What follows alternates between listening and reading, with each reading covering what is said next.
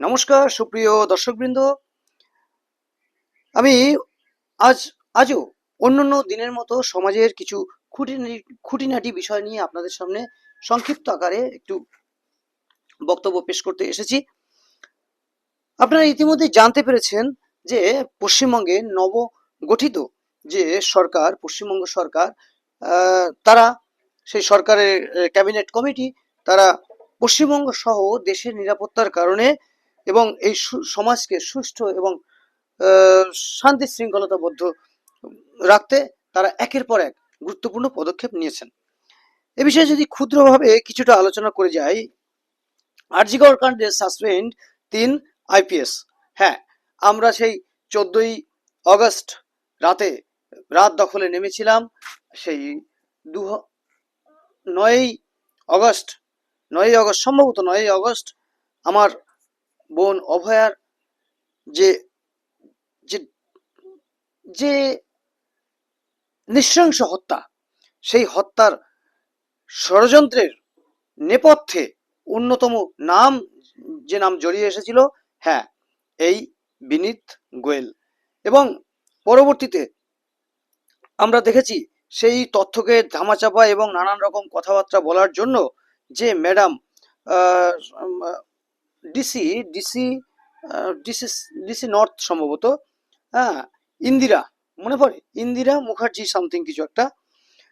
এরপরে আমাদের যে যুবরাজ, রাজনৈতিকভাবে নেবেন না, যুবরাজ অভিষেক বন্দ্যোপাধ্যায়ের বিরুদ্ধে বিভাগীয় তদন্ত শুরু হবে। পরবর্তীতে মাস্টার স্ট্রোকস, একের পর এক সে অনেক প্রকল্পের কথা ঘোষণা করা হয়েছে, সেগুলো বলতে গেলে সময় অনেক বেশি লেগে যাবে।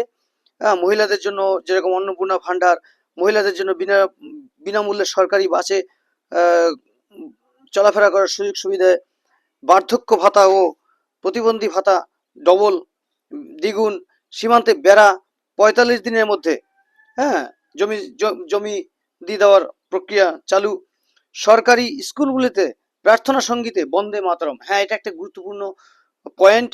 সরকারি স্কুলে এমনকি কালকে শুনেছি মাদ্রাসাগুলোতেও কিন্তু বন্দে মাতরম গাইতে হবে। 2021 সালের পর থেকে হওয়া জাতিগত শংসাপত্র পুনরায় যাচাই। হ্যাঁ, 2021 সাল থেকে যেরকম ছেটিয়ে সকলকে মিলিয়ে একটা বিশেষ রাজনৈতিক দল সকলকে নিয়ে ভোট এবং নিজের ক্ষমতা দখল করার জন্য যে ঢালাওভাবে এসসি সার্টিফিকেট এবং বিভিন্ন রকম জাতিগত শংসাপত্র দিয়েছিল, সেগুলো আবার পুনরায় খতিয়ে দেখা হবে। আটকে থাকা ডব্লিউবিসিএস এক্সিকিউটিভ পরীক্ষার আয়োজন, হ্যাঁ, যেটা আটকে ছিল সেই পরীক্ষা আবার শুরু হবে।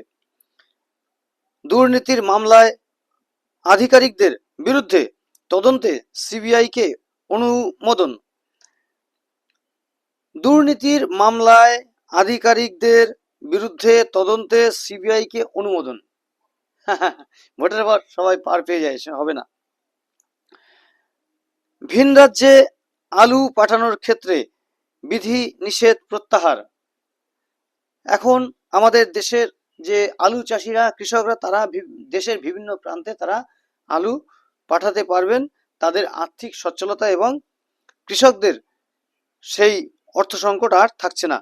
আয়ুষ্মান ভারত সহ বিভিন্ন কেন্দ্রীয় সরকারি প্রকল্প রাজ্যে চালু হওয়ার সিদ্ধান্ত।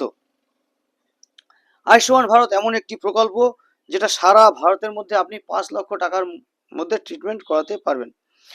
এখন বিষয়টা যেটা আমাদের পশ্চিমবঙ্গে এতদিন অ্যাপ্রুভ করা হয়নি পশ্চিমবঙ্গ সরকারের পক্ষ থেকে। যাই হোক, আজকে আমি আরেকটা মজাদার বিষয়, আর ছোট দুই একটি মজাদার বিষয় নিয়ে কথা বলতে চাইছি, যেগুলো হলো শান্তিনিকেতনের অশান্তি। অর্থাৎ সেটা আর বর্তমানে শান্তিনিকেতন থাকছে না, অশান্তি নিকেতনের নোটিশ ছিঁড়ে ফেলা। অশান্তি নিকেতনে একের পর এক নোটিশ পড়ছে, সেই নোটিশ কেউ বা কারা ছিঁড়ে ফেলছে, আপনারা ইতিমধ্যেই সংবাদপত্রে দেখেছেন। এবং প্রাক্তন মুখ্যমন্ত্রীর হাইকোর্ট ও সুপ্রিম কোর্টের সওয়াল।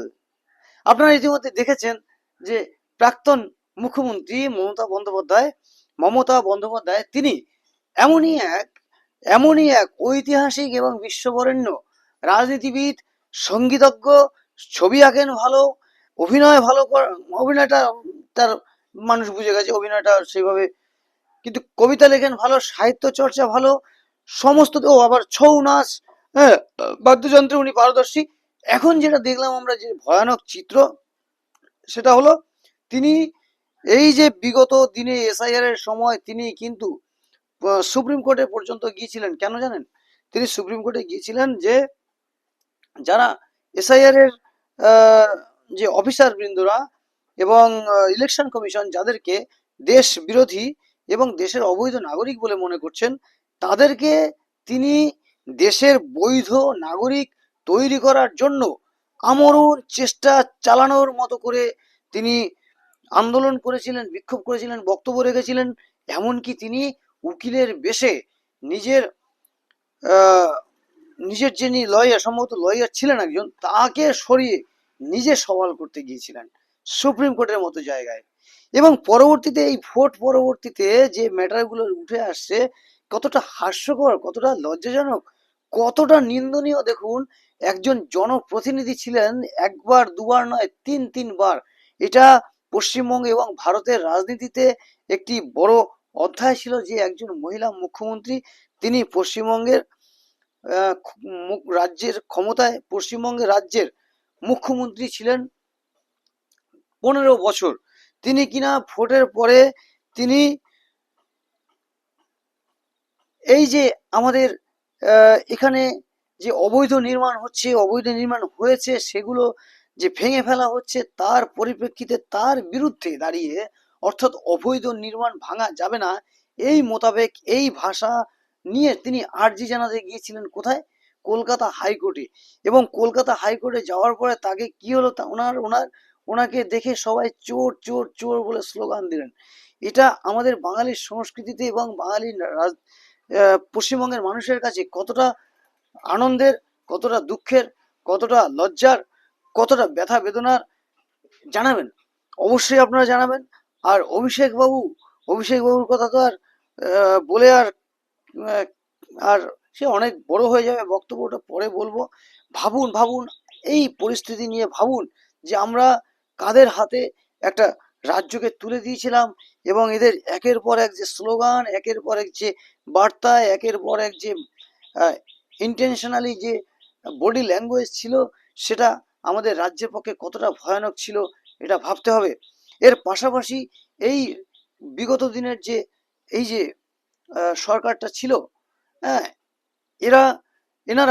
এনারা যে এই যে জয় বাংলা স্লোগান কেন দিতেন, এনারা কেন দেশের জাতীয় সঙ্গীতকে পাশে রেখে তারা কিন্তু রাজ্য সঙ্গীত পরিবেশন করার জন্য মানুষকে বোঝানোর চেষ্টা করতেন, বুঝিয়েছিলেন। এরা কিন্তু বাংলা পক্ষের মতো একটা পক্ষ, যে পক্ষের যে নীতি নৈতিকতা কথাবার্তা টোটালটাই ভারত বিদ্বেষী, এমনটা কেন করেছিল, এমন ন্যারেটিভ ভাবনা কেন তৈরি করেছিল, এটা আপনাদেরকে বুঝতে হবে, ভাবতে হবে।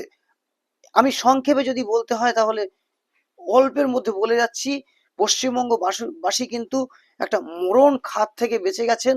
আমি বলবো, এবং আমি আগামীতেও বলেছি, মানে মাফ করবেন, আমি বিগত দিনেও বলেছি, এই বিধানসভা নির্বাচন 2026 অনুষ্ঠিত হওয়ার আগে পর্যন্ত আমি বলেছি যে এমন একজনকে ভোট দেবেন, যেটা আপনার এই ভোটটা যেন নষ্ট না হয় এবং পরবর্তীতে যেন আফসোস না হয়।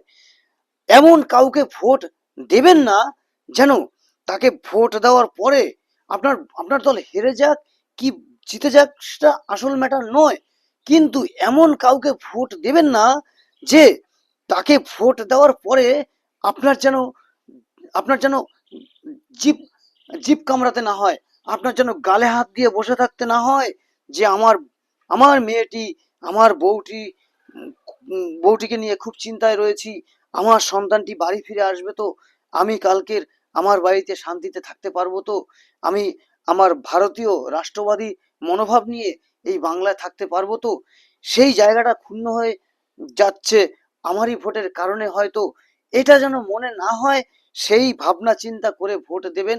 এটা আমি কিন্তু ভোটের আগেও প্রচুর মানুষকে বলেছি। আজকের আমার খুব আনন্দ লাগছে যে একটা পরিবর্তন এসেছে পশ্চিমবঙ্গে।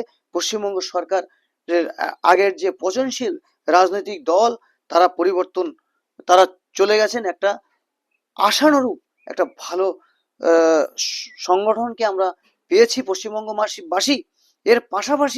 এর পাশাপাশি এখনো আমি লজ্জাবোধ করছি যে এই যে তৃণমূল কংগ্রেস নামক যে রাজনৈতিক দলটি, এই দলটি বিগত দিনগুলোতে 8 থেকে 10 বছর ধরে ক্রমাগতভাবে রাজ্যের উপরে যে ধরনের কার্যকলাপ এবং দেশবিরোধী যে বিষয়গুলোর বীজ বপন করে চলেছিলেন দিনের পর দিন, যার দ্বারা আগামী প্রজন্ম নষ্ট হয়ে যেতে বসেছিল, তাদেরকে জেনে বুঝে এত জ্ঞান গম্যি থাকা সত্ত্বেও তারা, যারা তৃণমূল কংগ্রেসকে ভোট দিয়েছেন, তাদের মন মানসিকতা সম্পর্কে আমি শুধু ভাবি, আমি বিস্মিত হই এই বাঙালি কবে সচেতন হবে। কারণ কি জানেন তো? কারণ এই তৃণমূল কংগ্রেস যে যত ভোট পেয়েছে, তার অধিকাংশ ভোট, মানে একটা বড় একটা বড় সংখ্যার ভোট কিন্তু রয়েছে এই সনাতন ধর্মের, অর্থাৎ হিন্দু ধর্ম অবলম্বী মানুষদের। সব ভোট যে মুসলিম সমাজের তা কিন্তু নয়। আমাদের হিন্দু সমাজের সনাতন ধর্মের মানুষেরও ভোট রয়েছে। এত কিছুর পরেও তৃণমূলকে ভোট দেওয়া গেল, ভোট দিল। আমি এই মানুষগুলোকে বলছি, আপনাদের চেতনা ফিরে আসুক, দেশকে ভালোবাসুন। এই ভারতীয় জনতা পার্টিকে যেদিন ভালো না লাগবে, আপনারা ছুঁড়ে ফেলে দেবেন। কিন্তু যখন দেখছেন একটা দল, একটা সংগঠন দেশের বিপক্ষে দাঁড়িয়ে স্লোগান তুলছে, সংগঠন তৈরি করছে একের পর এক, জিহাদিদের হাতে আমাদের সংস্কৃতি নষ্ট করার দায়িত্ব দিয়ে দিচ্ছে, আমাদের রাজ্য দখলের দায়িত্ব দিয়ে দিচ্ছে, তাদেরকে, সেই রাজনৈতিক দলকে কি করে সমর্থন করেন? ভালো করে ভেবে দেখবেন আমার কথাগুলি, আর রাজনৈতিকভাবে নেবেন না। রাজনীতিও একটা সমাজের অংশ, কিন্তু সেই রাজনীতি যখন সমাজকে পচিয়ে তোলে, তখন সেটা আর রাজনীতি থাকে না, তখন সেটা থাকে পচননীতি, অপসংস্কৃতি, দুর্নীতি, রাহাজানি, গুন্ডাগার্দি, হিংসা, খুনোখুনি, এই সংস্কৃতি।